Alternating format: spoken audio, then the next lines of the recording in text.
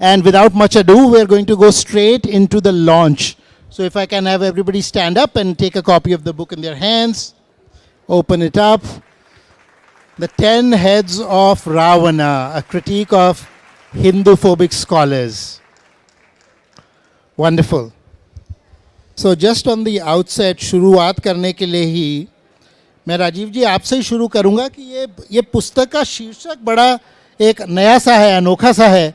किस तरह से आप शीर्षक पे आए और ये बुक किसके बारे में है? नमस्ते. ये पुस्तक करीब 4 साल पहले हमने इसके बारे में सोचा था. ऋषिकेश के पास हमारी सारी टीम की मीटिंग होती है, तो उस मीटिंग में हमने ये डिस्कशन किया कि एक ऐसी पुस्तक होनी चाहिए जिसमें हर एक चैप्टर में जो भारतीय संस्कृति के विरुद्ध काम करते हैं इंटेलेक्चुअल्स हैं उनके बारे में एक चैप्टर होना चाहिए. और जो हमारी यंग टीम है जिनको हम मेंटर कर रहे हैं पिछले कई सालों से, उनसे लिखवाएंगे. और ये जो रावण है, ये रावण का एक मेटाफर है. मतलब कि ये जो इतिहास में रावण है वो की बात नहीं है. ये उस रावण ने जन्म ले लिया, नया जन्म लिया इंटेलेक्चुअल की तरह, और उसके 10 पर्सनैलिटीज़ हैं. आप समझिए वो जो नया रावण है उसके 10 सिर जो है, हेड, वो एक तरह की पर्सनैलिटीज़ हैं. 10 पर्सनैलिटीज़ हैं. उनमें एक शशि थरूर भी है, एक रामचंद्र गुहा भी है, एक रोमिला थापड़ भी है, एक वेंडी डॉनिगर भी है, एक शेल्डन पॉलक भी है. इस तरह के 10 लोग हैं. कंचा इलाया भी है, इरफान हबीब भी है. ऐसे लोग हैं 10 लोग. कुछ विदेशी हैं, कुछ भारतीय हैं.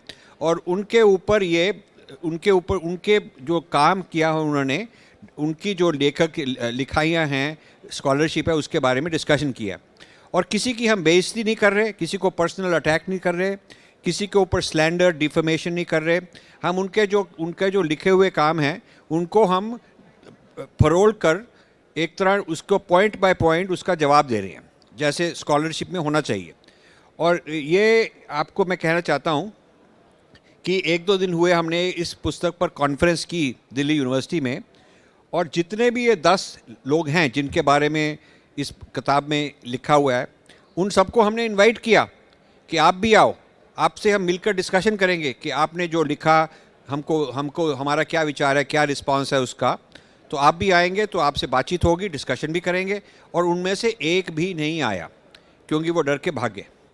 और इसीलिए हमको खुशी है कि जो हमारे स्कॉलर्स हैं वो अब उनको और दम लगेगा और उनको जोश आएगा, और वो और भी कई टॉपिक्स, ये 10 तो हो गए, अभी और भी कई टॉपिक्स होंगे जिन पर ये काम करेंगे. धन्यवाद. बहुत बढ़िया राजीव जी. और ये कलयुग की कहानी होगी या आज के युग की कहानी होगी कि रावण का सिर के नाम के ऊपर रामचंद्र भी है. एक रामचंद्र गुहा है, एक देवदत्त हैं. नाम बड़े अनोखे हैं, जैसे केवल देव से ही आए हों, लेकिन जो कार्य है वो कुछ रावण लायक हैं. और कहने में तो ये भी आता है कि रावण बड़े पंडित थे. रावण भी बहुत पंडित थे, ज्ञानी थे, लेकिन बुद्धि भ्रष्ट हो गई थी. बुद्धि थोड़ी भ्रष्ट थी. तो मुझे लगता है एक बारी मैं इनकी लिस्ट पढ़ देता हूँ. रोमिला थापर हैं एक रावण के 10 सिरों में, एक शेल्डन पोलक हैं, एक माइकल विट्सल हैं, ये हार्वर्ड में हैं, एक देवदत्त पटनायक हैं. ये रावण के 10 सिर गिना रहा हूँ 10 बुक्स ऑफ रावण पुस्तक के लिए. पीछे भी जो लोग हैं आकर बैठ सकते हैं. इरफान हबीब हैं एक शशि थरूर हैं, एक औदरी तुरुष्के हैं, एक रामचंद्र गुहा हैं, एक कंचलाया हैं और एक वेंडी डॉनिगर हैं. ये 10 सिर हैं रावण के जिनके ऊपर समीक्षा की गई है, जिनका आपने आलोचना की है, जिनके बारे में और जानने को मिलेगा. तो इसी के साथ मैं दिव्या जी को बोलता हूँ कि कुछ शब्द बोलेंगे पुस्तक के ऊपर भी, और जो आपने विषय लिया है उसके ऊपर भी. और आप हिंदी में, अंग्रेजी में, जैसे आप सुविधा हो आप बोल सकते. Thank you, Sankrant ji. So as you rightly pointed out, I think Ravana was a very great Pandit. And I mean, he was a scholar par excellence and his physical strength was matchless. But I think he used all of that. His actions were counterproductive to Dharma. I think it's the same with the personalities today that we have chosen as 10 Heads of Ravana in this book. They are contemporary scholars with a lot of intellectual might and power of influence in the society today. But they're using their influence and strength and all of that. Their actions are counterproductive to Dharma, and that's what we have factually with logic-based arguments in this book. Thank you, Sangranji. So I think I'll call on Manogna ji to talk about the essay that she has written, and go a little bit deeper into the critique also. Thank you, Kshatriya. So I have authored 2 articles in here as an individual. One is on Irfan Habib, who is a Marxist historian, and there is a second one on Michael Witzel. He is the Wales professor of Sanskrit at Harvard. I have also co-authored another paper on Audrey Truschke with Shubhadeep Mukhopadhyay here. All these 3 individuals are very important because they have had a stranglehold on academia. And they have had the position, the platform to influence several generations of students, to influence mainstream academia. So in this book, through all these 3 essays, I have considered, some of their major themes. I have gone through all their work on those, analyzed it, provided my counter arguments, and shown how in each case they do not have the necessary evidence for their claims, and yet they have been mainstreamed and they have been given a platform to influence so much of our narrative. And I think that is why this book is very important. It's important for people across multiple disciplines, whether you come from a science background, whether you come from an arts background, because these narratives affect us all. And I think that is why this is a very important milestone book. I'm going to ask Shubhadeep, who also co-authored some of these essays, to add some words to that. One of the interesting things is that Ravana is, of course, a scholar, a pandit. He's also very powerful. And if we look at it in contemporary terms, Ravan is a Hindu, right? Ravan is a Shiv Bhakt. So, many of these scholars, अगर आप इसको देखेंगे, ये बहुत सारे scholars अपने आप को insider ही मानते हैं, है ना? शशि थरूर ने तो बुक लिखी है वाई एम ए हिंदू, और देवदत्त पटनायक तो हिंदुइज्म के एक्सपर्ट माने जाते हैं आज. वेंडी डॉनिगर तो कहती हैं कि मैं तो बहुत आस्था है मेरी, और आस्था नहीं है तो कम से कम बहुत प्रेम है मुझे हिंदुइज्म से, हिंदू ट्रेडिशन से. तो ये सब के सब जो लोग हैं, ये कोई भी अगर ये इस कंचा इलाया को छोड़ दे अगर जी, लगभग सभी लोग कहते हैं कि हम तो आपके ही पक्ष में हैं. राइट. लेकिन समस्या क्या है? हाँ. So imagine a situation like this, that you have an India cricket team and somebody from Pakistan comes and says, I will coach your team. Now, as a coach, he might be good, but the question is, where is his loyalty? So, आप अगर उस हिसाब से देखें, तो if we take, say, any of these people, so they claim to be experts on Hinduism, but their loyalty lies elsewhere. So, उस दृष्टिकोण से आप देखेंगे तो the output they produce always has some sort of an agenda behind that. And that is what we are trying to expose through analyzing the scholarship. So like Rajiv ji also mentioned, we are not attacking any personality. We are focusing only on their work. What have they written? और आप अगर book में देखेंगे, हम लोगों ने coat की है पूरा, block quotes, exactly what they have said. And from that, you can be a best judge. Once you start reading the book, you can be a very right person to judge that whether what we are saying is correct or not. That they claim to be on our side, but actually they are from some other perspective. They have some agenda behind what they're writing. Yes, very much so. Do speak about the essays that you have authored here also. Right. A little bit about the scholars. Okay. Yeah. So I have covered Devdutt Patnaik, Audrey Truschke, and Kancha Elaya. So they are people who come from 3 different backgrounds completely. So Devdutt Patnaik is a very eminent personality. He is a world-renowned author. He has published a lot of books. His books are in fact recommended reading for UPSC exam. And he is a very high followership in social media. So from that perspective, he is a very influential person, and he's also considered an authority on Hinduism and Indian culture. So what I have done is I've gone through almost 200 to 250 of his articles, many of his books, his videos, and from that I have demonstrated that not all that he's saying is actually as per the tradition. Many of his interpretation actually paint Hinduism and India in a very poor light. So that is what I've actually tried to bring to the focus. That has been my main purpose. And he claims to be a very proud student of Wendy Doniger, of course. Yes. So that influence is, where we know where the real Guru Parampara is coming from. And that Guru Parampara is not coming from our tradition. Correct. So with that, I'm going to invite Sudarshan ji to say a few words, and then we'll go more in depth with each of the essays. Yeah. Namaste. So my essay contribution है कि the very popular author or prolific author, तो जो कहना चाहिए कि last मतलब 20-25 years से he's been one of the most influential political commentators. तो नाम है उनका रामचंद्र गुहा. तो नाम तो है उनका रामचंद्र गुहा, लेकिन उनके जो काम सारे हैं तो very क्या बोलना चाहिए, the nearest word is very असुरिक. उनका जो इंटेंट है या और जो सिद्धांत यूज़ करते हैं, and it is very important to notice कि the kind of poison he creates in the mind of young people. So, for example, you would think of Gandhi, you would think of your idols like Krishna, Ramayana. So all those quotes are used by him in a very poisonous way to show, he'll use your own Itihasa and Purana to show how bad you are. So he'll quote Gandhi and say that Gandhi was totally against the notion of bhakti, for example. This is one of his very deep anti-Hindu themes in all of his work.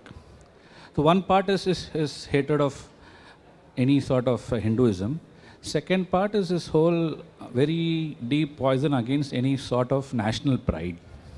तो उनका अभी recently आपने देखा होगा last 3 to 6 months में उनका जो his rhetoric against nationalism, कि why India should not be a superpower and why India should not even dream of becoming a superpower, क्योंकि he says your roots and your culture is not fit enough to be a superpower because you have so many divisions, because you have so many different varieties, and your idea of being superpower should not be there with you because you are never a nation.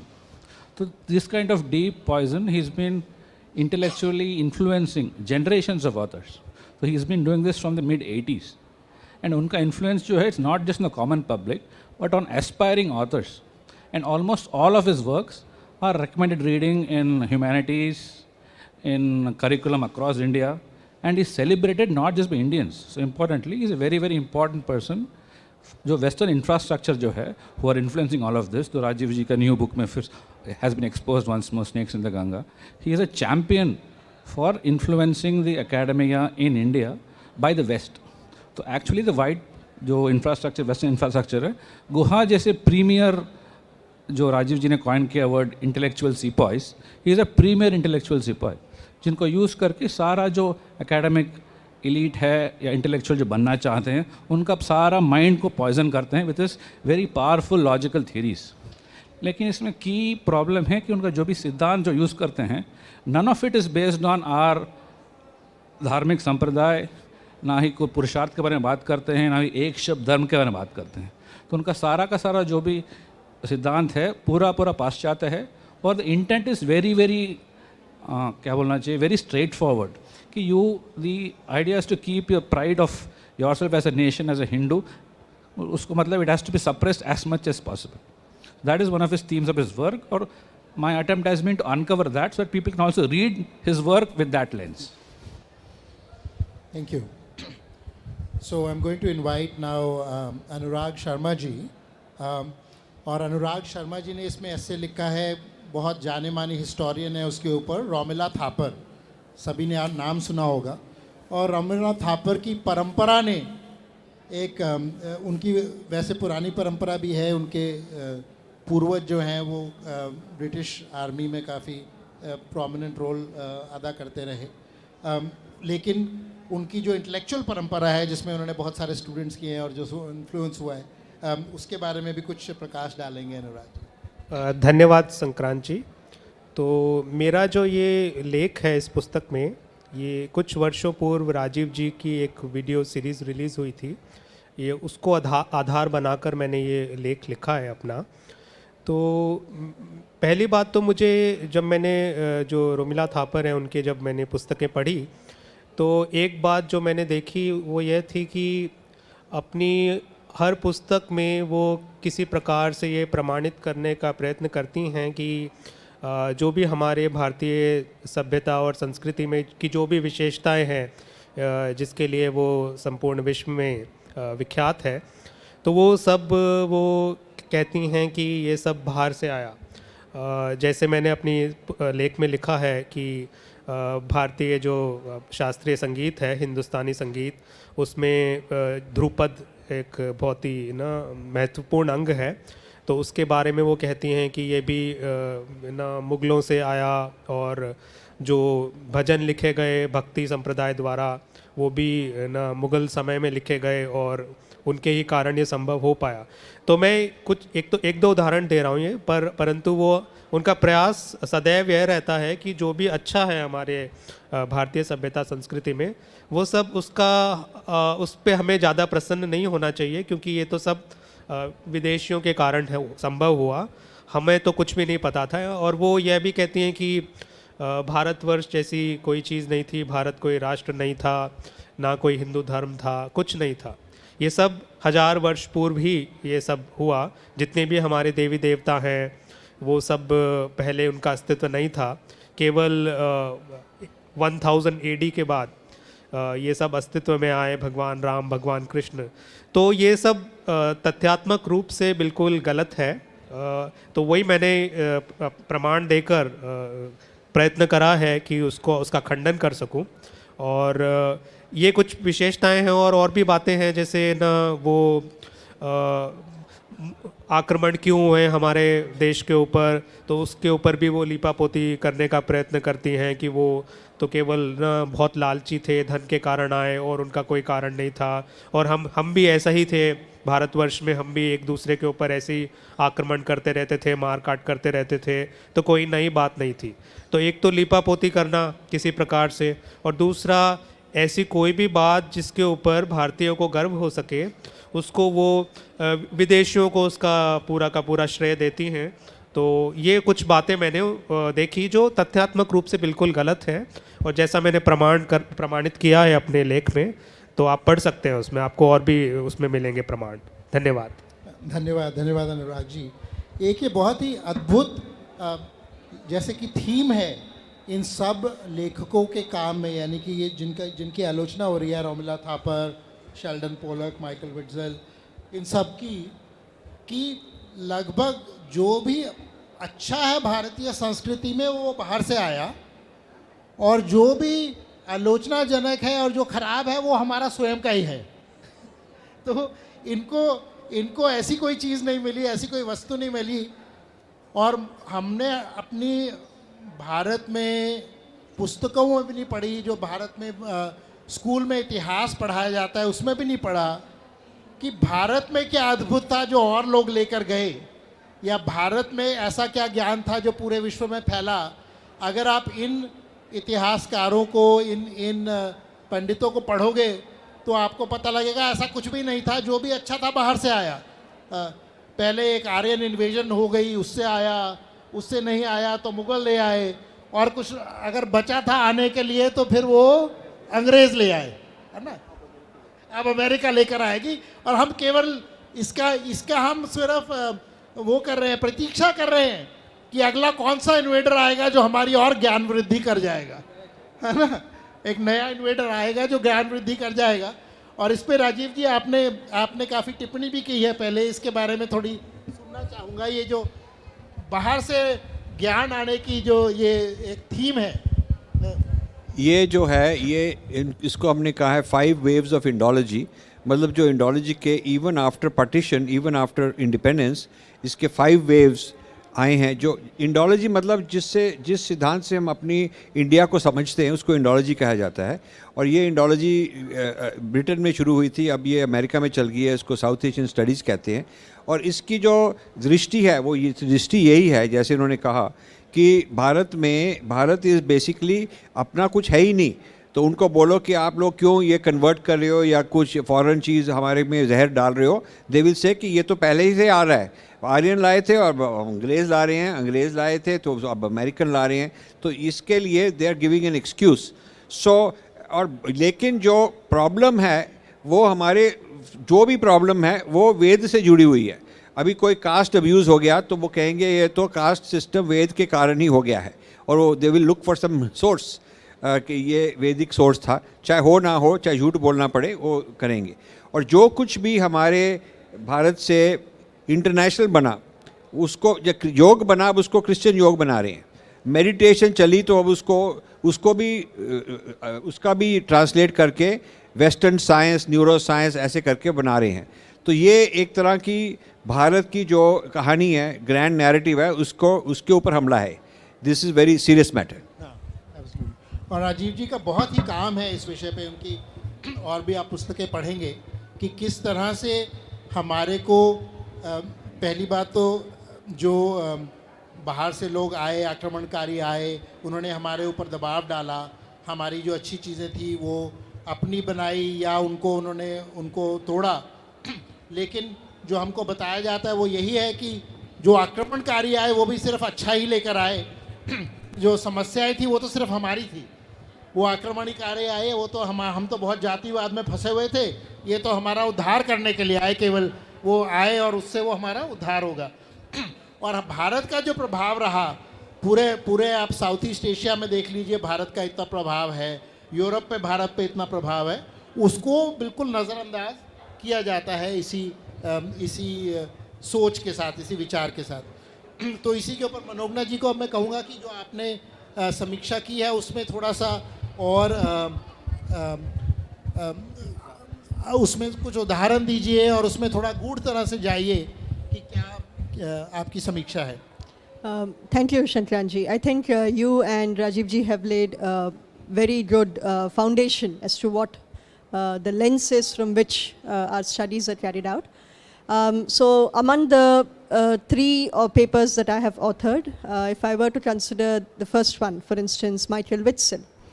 So Witzel is the professor of Sanskrit at Harvard University, and he has been such a prolific writer and an editor that there are several series of books on Hinduism which he has authored and edited, which carry very wrong notions of what we as practicing Hindus view our own dharma, right? So there are several books he has authored which, which carry these wrong messages, and I have analyzed some of them. Then there is this fundamental question of adhikara itself which comes. For instance, the California State Board of Education used to carry textbooks which had very wrong statements about Hinduism, which were being taught to grade 6 students. These included factually incorrect statements which said Vedas show discrimination, Ramayana was written later than Mahabharata, there were Brahmins were highly, mean people who discriminated. Factually wrong statements which were being taught to grade 6 students. And when many parents who came to know about this went to the board in a very lawful manner to have the books corrected, it was Witzel who led a group of 150 scholars to protest this removal. So you have a Harvard Sanskritist who has no skin in the game coming and telling Hindus that, your kids have to learn these wrong things, which is just fundamentally very questionable. So I have considered that. Then another author of, another scholar whom I have analyzed, who is Irfan Habib. Irfan Habib is somebody whose work we all know. We know his role in the Ram Janmabhoomi temple dispute. For years, in fact for decades, he was the leader of a group of historians who prevented evidence-based, facts to be accepted by all petitioners, to be accepted by the public. They played a fundamental role in disputing, the pillars which were found. In fact, Irfan Habib was also witness number 70 for the Sunni Waqf Board. All the time, he wants objectivity from all petitioners, whereas they themselves were being, witnesses for parties within the case. So that is something which is deeply problematic. And these are academics who are using their platforms. For instance, the ICHR, which was under Irfan Habib, they used to take this legal dispute to even international platforms, academic platforms, and debate this and present India in a very negative light. So these are instances where academics, such as the scholars whom we have studied, have stepped way, way beyond their roles, their levels of expertise, to have influences on matters which affect all of us. Similar case goes to Audrey Trushke. I think even Shubhadeep will speak more about that. She is a scholar who has intentionally mistranslated verses, attributed it to Devi Sita, and read these verses that, okay, Sita called Rama something very objectionable, whereas the original does not even have that. So we have documented all of this and more. These are all factually with sources documented in our book, and we have provided the counters to them. Yeah, that's a really important aspect of this book, that it's a very scholarly work. And it's also a very respectful work. In fact, when I was editing or reviewing it, I almost thought it was too respectful. I was like, some of these scholars don't really deserve this much respect because they are coming from a very clear agenda. I'll give an example of Kancha Ilaya. Manogna was talking about Irfan Habib, who was actually a witness for one of the parties in the Ram Janambhoomi dispute. If you are a witness for one of the parties, obviously you are not a neutral scholar. You are a scholar who's taking a point of view. And so, since we don't have the author of the Kancha Ilaya piece, I'll just say a few words on that. Kancha Ilaya is clearly coming from a Christian evangelical point of view. He's a polemicist. He's an apologist for Christianity, and he's a polemicist. And he makes such absurd statements like Hindus consider the cow as sacred and not the buffalo because the cow is white and the buffalo is black. If you look at the stupidity of this, that firstly, the buffalo is also revered, Yama rides the buffalo, and not only that, the Kapila cow, which is black, is the most highly valued. So it is complete nonsense. It's not, you can't even call it scholarship. It's just fantasy, imagined nonsense. And the fact that you can put this imagined nonsense in a scholarly paper and nobody has the guts to refute it till this young team comes forward and challenges all these international scholars that are really, really not scholars at all. Many of them are simply propagandists with an agenda. In the Kancha Ilaya case, the agenda is very clear. He's a missionary on a mission to convert Hindus, particularly, so-called Dalit Hindus, into Christianity. So comes with a very clear agenda, and that forms the basis of a lot of what's going on. So let me invite maybe Shubhadeep to speak about, a little more in depth about the essay you've written, giving some examples of the kind of scholarship that you found. Yeah. So I will just continue on Kancha Ilaya actually. So some of the comments he's made, I'll just give a few examples. So he's saying in one instance, Brahmanism looked upon every dead body as a potential ghost. And it was believed that burning of the body, the ghost also gets destroyed. So these are theories which have no basis in any part of our tradition. We have never heard of such a thing. So just to add, see Kancha Ilaya, Devdutt Patnaik, and Audrey Trushke, they all come from different backgrounds. Yet there are two themes which I found common in their works. And in fact, it's similar in the works which even Anurag mentioned. So the themes are that there is no India, that is point number one. And second is there is nothing called Hinduism. So these are two common themes. So where they come from is that since nation state, the concept itself is very new, hence India is a British project, and British created India, and that is the India we're living in. That is the idea the thesis which they provide. Similarly, they claim that Hinduism is a upper caste, elitist, hegemonic enterprise, which was created by the upper caste in the last maybe few hundred years, maybe 500, 600 years. And that the term, and the example they give in general, is that the term Hindu was first used in an inscription maybe 800 or 900 years ago. So why these are wrong? I'm just telling, the fact that the term Hindu did not exist before does not mean that the identity of the people did not exist.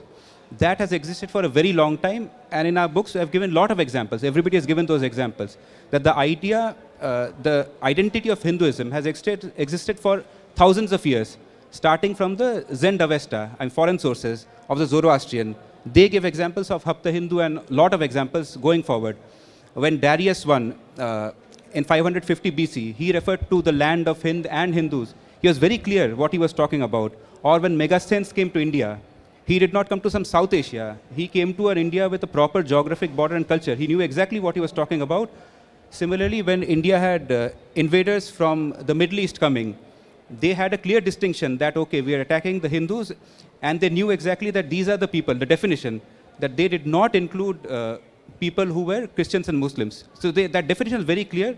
In fact, even today, the Hindu Marriage Act, that is a definition that is followed, that anybody who is in India and does not belong to these religions is a Hindu. That is a legal definition given. This includes everybody, including Dalits, tribals, the Hindu Marriage Act 1955. You can please look that up.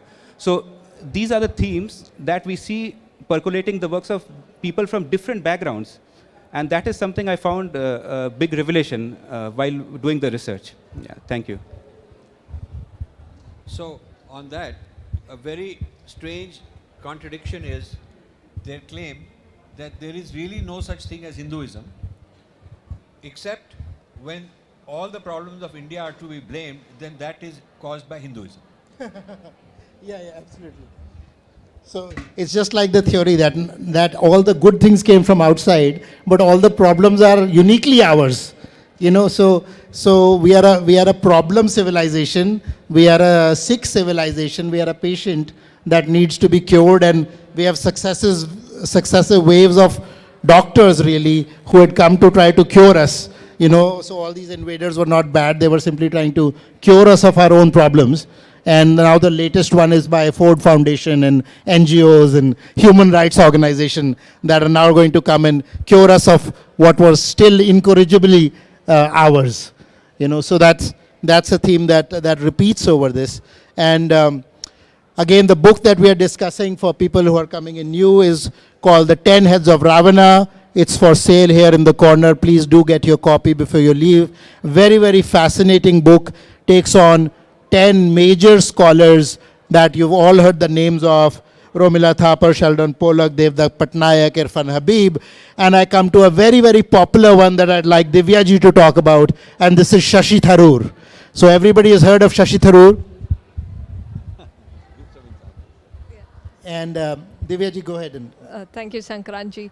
So my essay analyzes the work of Shashi Tharoor, a very popular politician. He's also an acclaimed author and a public intellectual with many best-selling books to his credit. He's current leader in the Indian political arena.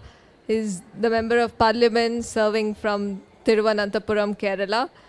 So what I learned from his work on Hinduism is that he has this hypothesis that anything and everything is Hinduism. There are absolutely no boundaries or barriers of entry. So what I would like to call is Tharoor's anything goes Hinduism. So he has this quote that I would like to quote from one of his books, The Hindu Way. He says, "Indeed, the term the Hindu way is in itself a fallacy, as there is no one Hindu way. So consequently, one may ask, then why even remain a Hindu? If anything and everything is Hindu, then what is Hinduism all about?" And he also says you need to tolerate everything, even if you do not have any reciprocal mutual respect from other faiths. It's fine, you've got to remain tolerable because that is the ethos of Hinduism. To fight back, to say, hey, you're saying, we don't like this, doesn't sit well with the philosophy of Hinduism, because there is absolutely nothing you've got to be upset about. So if everything is dharma that we would like to call Hinduism as, then what is adharma? We wouldn't have a term called adharma, right, if everything sat very well with us. So by doing this, what Tharoor is doing is that by loosely defining Hinduism is opening it up for digestion. That's how we have products like the Christian yoga, because, hey, yoga is anything and everything. Instead of having this mudra, maybe you can just do this. Everything gives the same results, right? And maybe one day you'll see that the entire civilization is decimated because it's appropriated, and there have been numerous examples in the past because of such stupidity, I may say. And it won't be too far before we end up like the Native Americans if we go by Mr. Tharoor's definition of Hinduism. He's also a strong proponent of religious conversion. That's an irony for someone who claims to be a plural and a champion of liberalism, because conversion is the pinnacle of exclusivity, because you simply don't respect another's faith. You're convincing them that, hey, yours is not good enough, convert to mine. So we don't see how that is a very pluralistic approach which Tharoor wants to propagate. There are also numerous instances in his work which I came across are blatant misinterpretations of Sanskrit terms, distortion of philosophy, where he says the caste system is embedded in the Hindu scriptures. Well, there is ample evidence to refute that, and he's a strong proponent of the Aryan invasion theory, which has been very successfully refuted by well-meaning historians of India. So his agenda is very clear, and it is unfortunate that he's a leader in the current system with millions of followers. So I think that's why this book is very important for everyone to be aware of what your leaders are talking about. Thank you. Sure. The book we are talking about again is 10 Heads of Ravana. And one of the interesting things about what Tharoor is doing, as Divyaji is saying, is that he's really doing two things. Firstly, he is preparing Hinduism for what Rajiv ji has called digestion. So you kind of break it up into little parts, and then they can be reassembled by somebody else, and then there's really nothing to claim our own, because it's everything, which means that it's nothing. And the second thing he's doing is rendering us defenseless. So the idea of tolerance is that, in his view, that anybody who attacks us, we should accept that attack because that is a sign of our tolerance. But if we criticize anybody else, you can't do that because that's a sign of bigotry. So we have to be infinitely tolerant to all bigotry, and at the same time, we simply are not unable and shouldn't respond in any way to an attack that's coming on us, or to be able to criticize that. So that is a recipe for both complete civilizational suicide and destruction, and also attacking any resistance that happens, which is a theme that he brings up, which is he criticizes Hindutva, and Hindutva really is resistance to these ideas, resistance to these attacks, and that needs to be criticized because we shouldn't resist it.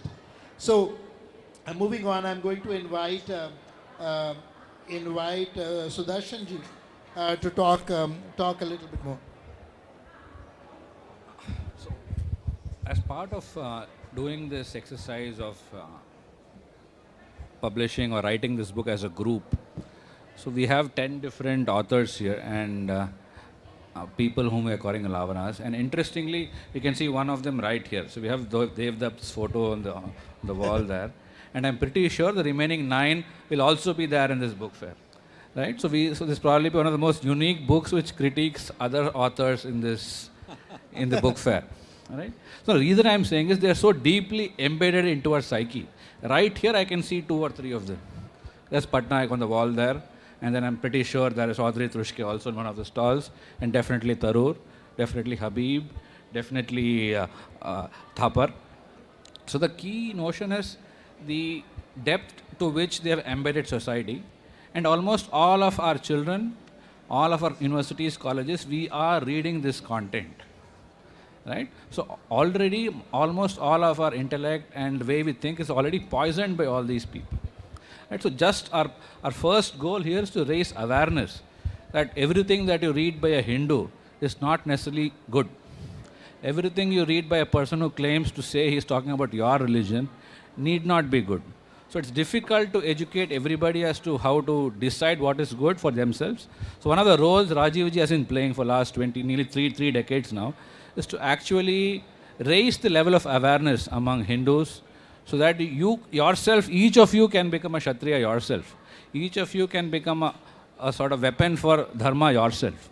So that is a larger task, and it's good to see so many people here and also the audience on the internet. So the larger sort of theme and the motivation for us as a group is more we come together as a group and do this manthan and do more of these activities, use new social media and engage directly with not just the known enemy, but actual friends who are with us, who are our enemies.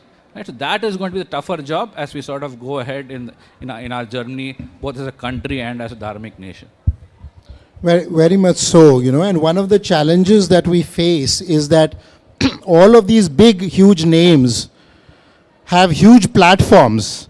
Ravan की भी सोने की लंका थी, तो इन्होंने भी सोने की लंका पर ही काबू किया हुआ है, सब सरकारी संस्थानों पर, इंस्टीट्यूशंस पर, टेक्स्ट बुक्स पर.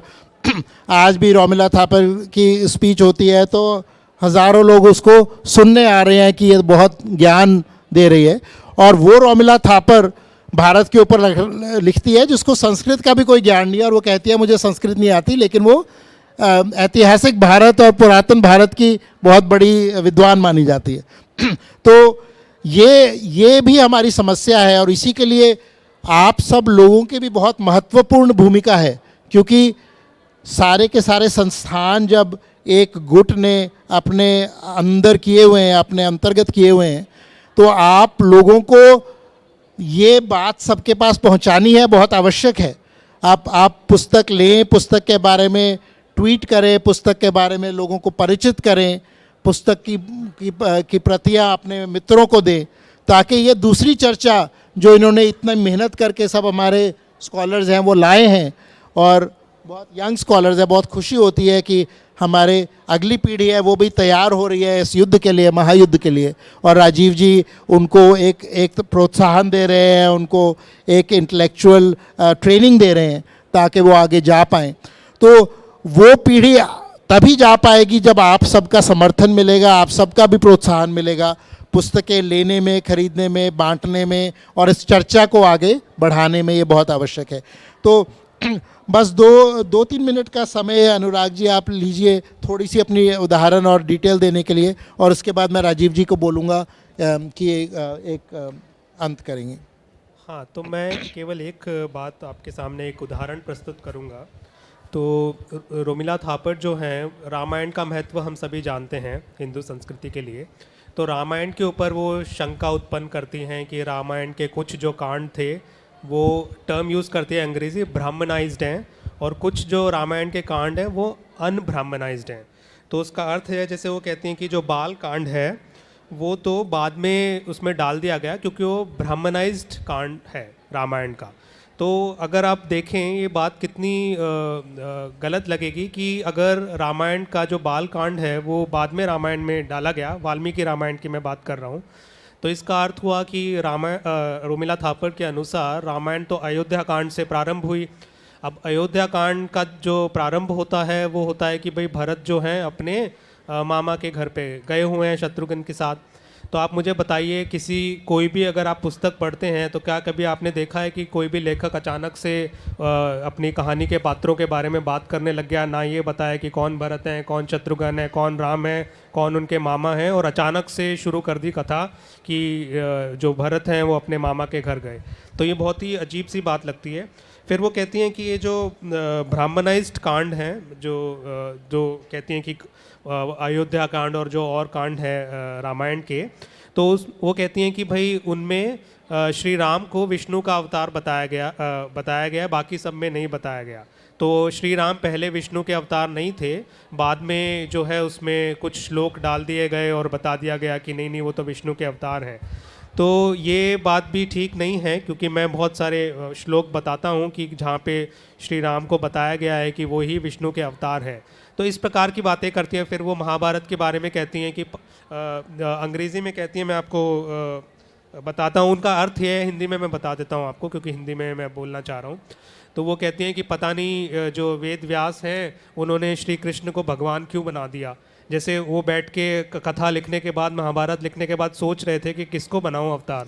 तो ये बहुत ही अजीब सी बात लगती है कि ना क्यों बना दिया। वो थे इसलिए उन्होंने ऐसा लिखा, ऐसे बनाया नहीं उन्होंने बाद में कथा लिखने के बाद कि अर्जुन को बनाऊं या ना दुर्योधन को बनाऊं, किसको बनाऊं। तो इस प्रकार की वो बातें करती हैं जो बहुत ही हास्यास्पद है, मतलब बहुत ही हंसी भी आती है उनको सुनकर। और जो जैसा संक्रांत जी कह रहे थे, उन्होंने संस्कृत शायद नहीं पढ़ी और इसलिए उन्होंने ये पुस्तकें पढ़ी नहीं हैं, जो हमारे ग्रंथ हैं उनको पढ़ा नहीं है, इसलिए इसी कारणवश वो इस प्रकार की बातें करती हैं। और आप अगर लेख पढ़ेंगे तो आपको और भी ऐसे उदाहरण मिलेंगे। धन्यवाद। धन्यवाद अनुराग जी। किस किस कारणवश ये बातें हो रही है हर इस रावण के सिर से, ये तो शायद इसको भाप करना सारा मुश्किल हो जाएगा, क्योंकि कारण बहुत सारे हैं, एजेंडे बहुत सारे हैं, लेकिन एक जो सेंट्रल थीम, सेंट्रल एजेंडा है वो राजीव जी ने अपनी पुस्तक में के शीर्षक में ही कर दी, विच इज़ ब्रेकिंग इंडिया। एक ब्रेकिंग इंडिया का एजेंडा है कि भारत कभी एक था ही नहीं और उसको किस तरह से उसका विखंडन किया जाए, किस तरह से उसमें फॉल्ट लाइंस बताई जाए, किस तरह से एक ना एक अंश को दूसरे के विपरीत खड़ा किया जाए ताकि भारत को तोड़ा जा सके, ताकि जो बाहर की शक्तियां हैं वो इसके ऊपर फिर से एक तरह से हावी हो पाए।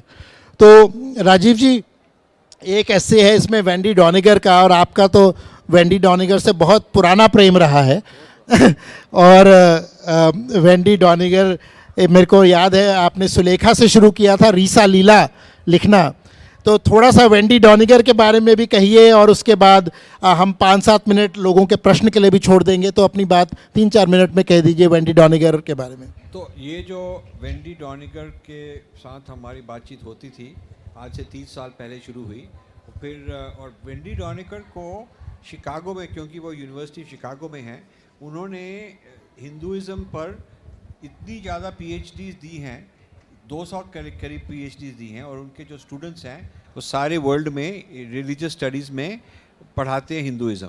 जो सबसे टॉप पावरफुल लोग हैं हिंदुइज़्म पढ़ाने के, जैसे ऑर्डिनरी ट्रिस्की भी उनकी पढ़ी हुई है, इस तरह के बहुत लोग हैं। तो ये देवदास पटनायक भी उन्हीं का चेला है। तो उन्होंने, जैसे रोमिला थापर ने हिस्ट्री में किया, लेफ्टिस्ट हिस्ट्री में किया, तो रोमिला ये वेंडी डॉनिगर ने रिलीजियस स्टडीज़ का हिंदुइज़्म ने किया। इन दोनों का सिमिलर वैल्यू पावर है इनकी। तो ये इनको क्रिटिसाइज़ करना, लोगों ने मेरे को कितना कहा कि ये मत करो because she is so powerful, ये तुमको ख़त्म कर देगी। लेकिन आई थॉट कि इसके लिए, क्योंकि वो इतनी पावरफुल है, और रावण भी बहुत ही सबसे पावरफुल माना जाता था, तो उसी के ऊपर जाना चाहिए। You have to defeat the most powerful opponent, you can not go fighting with some small junior people. तो उसी के लिए हमने किया, और वो काफ़ी देर लड़ाई होती गई, पर लेकिन पिछले 10 साल से वेंडी डॉनिगर चुप बैठी है। She is not making any noise, लेकिन वो अपने स्टूडेंट्स से आगे काम करवा रही है। Wendy Doniger, Sheldon Pollock, they are no longer कहीं जहाँ वहाँ जाके सेलिब्रिटी बनकर यहाँ स्पीचेस लगाएं, वो चुप, they are sitting back, because उनको पता है कि जहाँ भी जाएंगे उनको पिटती है, because now Indians know, Hindus know, they don't take the nonsense. लेकिन वो अपने स्टूडेंट्स को खड़ा करके, this is what is happening and we have to be very careful and we have to be vigilant. हमको भी अपनी नेक्स्ट परंपरा को, नेक्स्ट जनरेशन को खड़ा करना है, because this is 100-year war, ये जल्दी ख़त्म होने वाली नहीं है। बिल्कुल, ये राजीव जी बहुत ही महत्वपूर्ण आपने बात कह रही है, और वो ये कि अभी भी आज जो हमारे बच्चे जो पढ़ रहे हैं, स्कूल में जाके बच्चे पढ़ रहे हैं, एनसीईआरटी की टेक्स्ट बुक्स हैं, या जो विश्वविद्यालय में भी जो पढ़ाया जा रहा है, वो लगभग सभी का सब ये जो परंपरा है रावण की, रावण के 10 सिरों की, वही परंपरा से हमारे बच्चों को पढ़ाया जा रहा है। और अगर रावण आपको सीख देगा तो आपको धर्म के बारे में क्या पता लगेगा? अगर आपको केवल रावण ही सीख दे रहा है और दूसरा पहलू ही नहीं है, यही नहीं कि रावण का एक पक्ष है और दूसरा पक्ष रखा जा रहा है, दूसरा पक्ष ही नहीं रखा जा रहा, और अगर कोई दूसरा पक्ष लाता है तो कहते हैं नहीं नहीं, तुम तो बहुत दकियानूसी हो, तुम तो हिंदुत्वा हो, तुम ऐसा हो, तुम वैसा हो। उनको गाली देकर, गाली गलौज देकर बिठा दिया जाता है, तुम बैठ जाओ, तुमको कुछ आता पता नहीं है। अब हम वेंडी डॉनिगर से पूछेंगे हिंदुज़म क्या है, तुम्हारे संतों को कुछ पता नहीं है, तुम्हारे गुरुओं को पता नहीं है, तुम्हारी परंपरा को भी पता नहीं है। क्योंकि रोमिला थापर, वेंडी डॉनिगर, यही सब लोग आपके बच्चों को पढ़ाएंगे कि हिंदू धर्म क्या है, भारत क्या था, भारत का इतिहास क्या था। तो ये सबसे बड़ा संघर्ष जो आज का संघर्ष है वो ये संघर्ष है कि अगली पीढ़ी तक ये जो विषैला जो एक तथ्य है और जो विशाली बातें हैं, तथ्य तो नहीं है, असत्य है, लेकिन जो विशाली बातें हैं जो बच्चों में घोल घोल के बताई जा रही है, जिसके कारण बच्चों में भी यही मानसिकता है कि नहीं नहीं, हम तो बहुत पिछड़े हुए हैं, हमको तो कुछ आता जाता नहीं है, हमको इस सब को खंडन करना है, ये सब पुरानी चीज़ों से दूर भागना है। वो इसलिए है उनके मन में क्योंकि जो उनका स्कूल है, उनका कॉलेज है, उसमें वही तंत्र उनको पढ़ाया जाता है। तो ये हमारी सबसे बड़ी आगे की पीढ़ी की लड़ाई है। कुछ थोड़ा सा समय है, अगर कुछ ने कुछ प्रश्न पूछने हैं तो कुछ मैं 2-3 प्रश्न ले सकता हूँ। आप, हाँ जी, आप आइए। हाँ, पीछे, हाँ जी। क्वेश्चन है, जैसे हम कास्ट डिस्क्रिमिनेशन के लिए कहते हैं कि डिस्क्रिमिनेशन हिंदुइज्म का एक अंग नहीं है जी, कास्ट सिस्टम है और उसको मिस इंटरप्रेट किया जाता है, मिसरिप्रेजेंट किया जाता है जी। बट अनफॉर्चुनेटली कास्ट डिस्क्रिमिनेशन अभी भी कई वेज में है। कास्ट बेस्ड वायलेंस अनफॉर्चुनेटली आज भी समाज का हिस्सा है। तो जैसे राजीव जी ने काफ़ी लिखा है स्नेक्स इन द गंगा में भी कि कास्ट सिस्टम कैसे एक इनहेरेंट पार्ट नहीं है। तो इस चीज़ को हम कैसे जस्टिफाई करें जब हम आज भी ये वायलेंस और ये थोड़ा डिस्क्रिमिनेशन हम आज भी देख रहे हैं समाज। तो देखिए, अभी इस बुक फेयर में हमने एक नई बुक निकाली है, वर्ना जाति कास्ट। वो पढ़िए, 150 पेज की है, वो पढ़िए, ये यहाँ मिल रही है। यदि आपको चाहिए उसके बाद मैं आपको, हाँ, तो वो आप पढ़िए। उसमें इसका जवाब दिया है कि एक तो ये डिस्टॉर्शन है, दूसरी बात ये है कि all societies have some hierarchy, कोई ना कोई प्रॉब्लम रहती है। अब देखिए, अमेरिका में ये उन्होंने कानून बनाना शुरू किया है कि जहाँ भी कास्ट डिस्क्रिमिनेशन होगी वहाँ पर हम लॉज, उसके अगेंस्ट लॉज होंगे। लेकिन जब हमने उनको कहा कि they same should apply to people who are considered infidel, जो इनफिडेल मतलब जो काफिर है, जो हीदन है, उनको भी they should be given the same category as oppressed people. हाँ, बट वो नहीं माना उन्होंने अपने लॉज में नहीं माना, क्योंकि उन लोगों की लॉबी बहुत स्ट्रांग है। तो ये लॉबी की बात है, पॉलिटिक्स की बात है। So this is all international political football कि कैसे इंडिया को दबाया जाए। जो लोग इंडिया के अगेंस्ट हैं, they will use this against us. इसमें कोई फिलॉसफी की बात नहीं है। ठीक है, दलित के अगेंस्ट काफ़ी प्रॉब्लम है, लेकिन इंडिया में उनके लिए सोल्यूशन भी है, कोटा भी किए गए, काफ़ी कुछ किया जाए। बाहर से सोल्यूशन नहीं आएंगे। बाहर से जो अंग्रेज़ों से सोल्यूशन मांगते थे कि वही हमारा प्रॉब्लम ठीक करेंगे, तो उससे हम गुलाम बन गए। एक राज्य को दूसरे राज्य के साथ लड़ाया उन्होंने, और आपस में धर्म वालों को एक अगेंस्ट ईच अदर लगाया, एक जाति दूसरी जाति के अगेंस्ट, और फिर दोनों के ऊपर राज किया। तो ये हमारा प्रॉब्लम दोबारा होने वाला है, क्योंकि हमारे कई लोग अमेरिका जाते हैं, हार्वर्ड जाते हैं, वहाँ से उनको कहते हैं आओ हमारे को बचाओ, हमारी हेल्प दो, तो वो तो लोग आने को तैयार है, क्योंकि उनके लिए तो बहुत अच्छी बात है। This is stupidity on the part of our people. Sir, एक क्वेश्चन और, जैसे हम कहते हैं we should be open to all ideas, different idea जो शायद हमारे पॉइंट ऑफ व्यू से मैच नहीं भी करते, but as an intellectual kshatriya how should we actually engage with the scholars as you mentioned? Yes, we should engage, provided it's a level playing field, because our arguments are so strong. When we engage with them, we will learn how to defeat them. They are not used to having an intelligent Hindu argue against them. या तो हमारे लोग भाग जाते हैं, या उनको गाली देते हैं, इमोशनल बन जाते हैं, या ऊट पटांग ऐसे बोलते हैं। टू फेस अपोनेंट्स पहले उनकी पूर्व पक्ष करनी चाहिए कि उनकी क्या थिंकिंग है, फिलॉसफी है, क्या सिद्धांत है, क्या विचार हैं, क्या हिस्ट्री है। तो वो जब आपको इंक्वायर करने उसके लिए कई साल लगते हैं, तो उसके लिए 5, 10, 15 साल लग जाएंगे। लेकिन एक बार आपने उनको पहचान लिया, गहराई से पहचान लिया, then they are scared of facing you, because they know that you will expose them. Absolutely. और कोई प्रश्न पीछे? हाँ, इधर है। हाँ, हाँ जी कहिए. Congratulations, sir, for releasing this book. So my question is that in most of the scriptures, whether Itihas or Puran, we have a common theme that no matter what, Dharma will win again a Dharma. And even as you are comparing these 10 authors to Ravana also had a secret of that Amrit Kalash in his Nabi, which Bhagavan Ram exploited to finally kill him. So what is that one thing that is common across these type of authors or these type of scholars that we as I'm not a scholar, but we can exploit that particular theme that is common across all of these people to finally create a new narrative or defeat that particular narrative. So, And second question, sir, before you answer. Second question is, now you are trying to create a new narrative. And the other side's strategy is ignoring you. Like you just mentioned that they didn't come to your launch. And this is the same strategy they have been following from the Sitaram Goyal times. And from Sitaram Goyal time, Meenakshi Jain's time, they are following a similar strategy. So in particular, in the current stage where internet has been democratized, how successful is their strategy against your strategy? So let me answer the second one first. That today, as compared to 30 years ago, when I used to stand up and say these things, not a single Hindu temple was willing to invite me because I was too controversial. Now all the temples, they want talks. They want more invites than I can handle. Today, the audience is huge.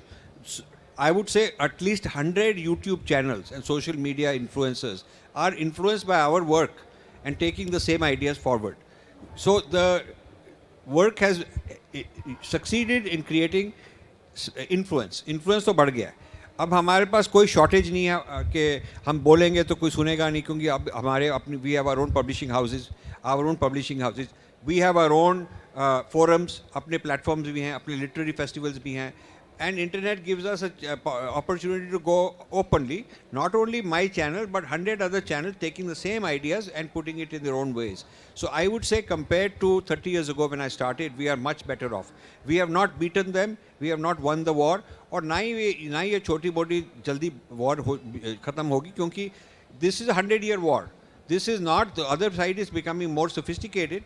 We have to keep up with it. जैसे in warfare, physical warfare, आपके weapons बढ़ेंगे, उनके weapons भी बढ़ेंगे, आप नए aircraft carrier लगाओगे, airplane लगाओगे, वो भी लगाते जाएंगे, ये काम ख़त्म नहीं होगा.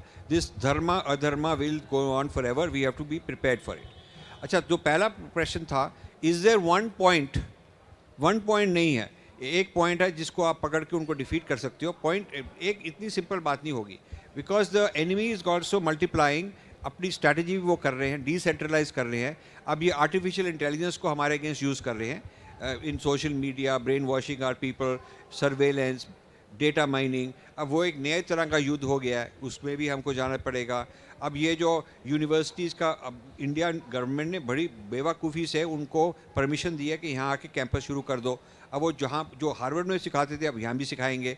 तो अब ये flood gates will open, more people will go and learn these things. This is a very bad idea. So we also have many problems internally. You can't just blame outsiders. हमारी गवर्नमेंट को, culture ministry को, international council of cultural relations ICCR जो ministry of external affairs में है, उनको भी जागना चाहिए, उनको भी काम करना चाहिए. अभी तक तो नहीं किया. HRD मिनिस्ट्री अभी तक NCERT के सिलेबस नहीं हुआ चेंज. UPSC एग्ज़ाम होता है, ये जो रावण के 10 हेड्स हैं, इनकी पुस्तकें लगती हैं, मेरी पुस्तकें नहीं लगती उनमें, कि people are studying the wrong things. सो ये काम आपकी करना है. और there is no one solution कि इसको पकड़ लेंगे तो प्रॉब्लम सॉल्व हो जाएगी. We have to be very hard working. Absolutely. And Rajiv ji said one thing, which is this is a long war. It's a 100-year war. Generational change है.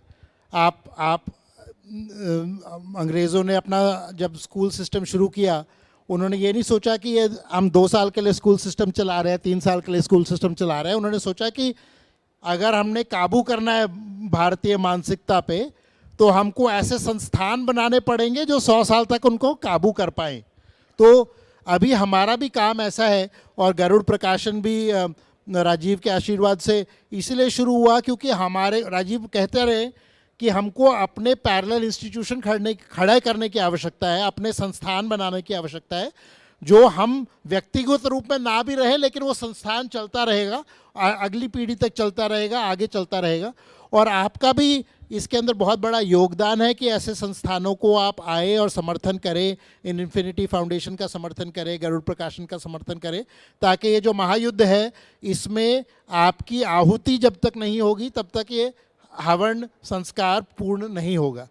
तो आपको सिर्फ ये सोचना है कि आपने इस यज्ञ में क्या योगदान करना है, आप इसमें क्या भूमिका अदा करोगे, आपने इसको कैसे आगे लेके जाना है। क्योंकि केवल राजीव ये काम नहीं कर सकते, राजीव हमको प्रोत्साहन दे सकते हैं, राजीव हमें मार्गदर्शन दे सकते हैं, लेकिन काम हम सबको अपने व्यक्तिगत जीवन में उतारना पड़ेगा। तो इसी से मैं आज का समारोह का अंत करता हूँ। पुस्तकें यहाँ पर है 10 हेड्स ऑफ रावणा, गरुड़ प्रकाशन का भी स्टॉल है पीछे 223, और उसमें भी आप जाइए, राजीव जी की पुस्तकें हैं और भी पुस्तकें हैं, तो आप अवश्य पढ़िए और अपने मित्रों को भी ये योग अवश्य भेंट कीजिए।